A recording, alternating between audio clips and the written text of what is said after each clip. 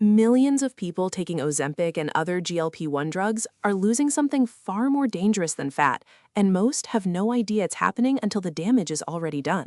We're talking about muscle, and by the end of this video, you'll know exactly how to protect it. Here's the part that nobody in the weight loss conversation is talking about.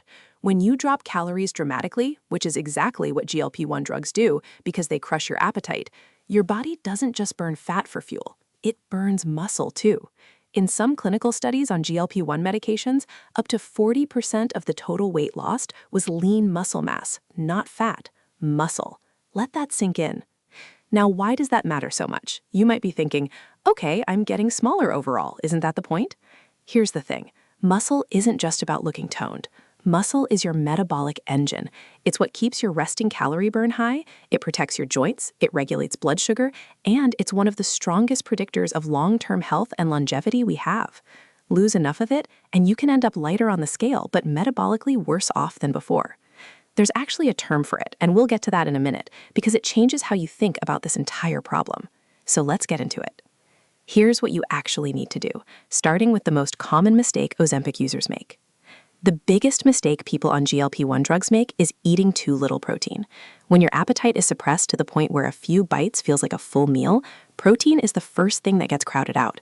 People end up grazing on crackers, small snacks, or whatever's easy, and protein intake tanks. But here's the problem. Protein is the raw material your body uses to build and maintain muscle. No protein signal, no muscle preservation. Research consistently shows that higher protein intake during calorie restriction protects lean mass. The current evidence for people actively trying to preserve muscle while losing weight points toward at least 1.2 to 1.6 grams of protein per kilogram of body weight per day, significantly more than the basic recommended daily allowance. If you're on Ozempic and eating 800 calories a day of random snacks, you are almost certainly not hitting that. The fix? Prioritize protein first at every single meal, even when you're not hungry. Eat your chicken, your eggs, your Greek yogurt, your cottage cheese before anything else. Treat protein like medication, because right now it basically is. Now here's where it gets more interesting, and this is the open question I want you to sit with for a second. Is it enough to just eat more protein? The short answer is no, and the reason why is something most people don't expect. Let's talk about resistance training. Your body only holds on to muscle if it has a reason to. That reason is mechanical tension, meaning you have to challenge your muscles consistently with resistance, or they atrophy. This is true for everyone, but it's especially urgent if you're in a deep caloric deficit from a GLP-1 drug. The signal to preserve muscle comes from the stress you put on it. No stress, no signal, no muscle.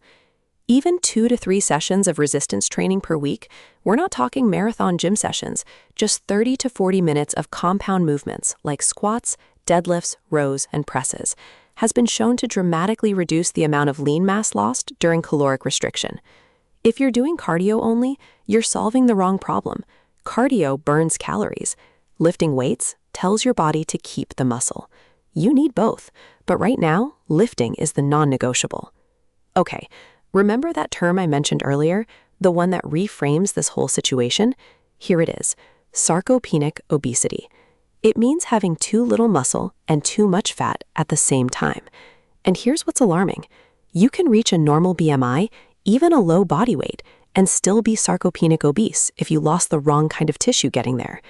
Studies have found that sarcopenic obesity carries some of the highest health risks of any body composition profile, higher than obesity alone in many cases. It's associated with insulin resistance, cardiovascular disease, frailty, and significantly higher mortality rates. This is why muscle loss on Ozempic isn't just an aesthetic concern, it's a clinical one. And it's why the medical community is now seriously debating whether GLP-1 prescriptions should come automatically paired with resistance training protocols and peak targets, not as optional suggestions, but as part of the treatment itself. Now, let's talk about one more lever most people completely overlook. And honestly, this one surprised even us when we dug into the research. Creatine. Yes, the supplement that's been around since the 90s and got unfairly associated with meatheads and protein powder bros. Turns out, creatine monohydrate is one of the most thoroughly researched supplements in existence, and its ability to support muscle retention during caloric restriction is genuinely impressive. A growing body of evidence suggests creatine helps maintain muscle strength and volume even when you're not eating a lot.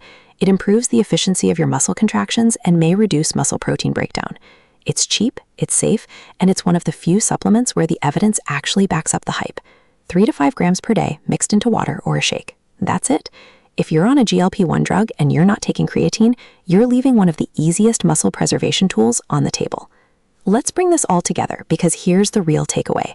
Ozempic and GLP-1 drugs are genuinely powerful tools. For the right person, they can be life-changing, but they were designed to reduce appetite. They were not designed to tell your body what kind of weight to lose. That part is up to you. The drug creates the caloric deficit. Your protein intake, your resistance training, and smart supplementation determine whether that deficit burns fat or cannibalizes the muscle you actually need. So here's what you can do starting today. First, track your protein for 1 week, just 1 week. Use a free app, be honest, and find out if you're actually hitting your target. Most people are shocked to discover how far off they are. Second, add resistance training twice a week minimum. Even bodyweight exercises count if you're just getting started. Squats, push-ups, rows. Keep it simple. Do it consistently. Third, consider adding 3 to 5 grams of creatine monohydrate daily. Talk to your doctor if you have any concerns, but for most healthy adults, it's one of the safest supplements out there. You came to Ozempic to get healthier. Don't let muscle loss quietly undermine that goal. The drug is doing its job. Now you have to do yours. If this was useful, hit that like button. It genuinely helps this channel reach more people who need this information. Drop a comment below if you're currently on a GLP-1 drug and tell us what your biggest challenge has been. And subscribe if you want weekly videos like this, real, evidence-based health content that actually helps you make better decisions. See you next week.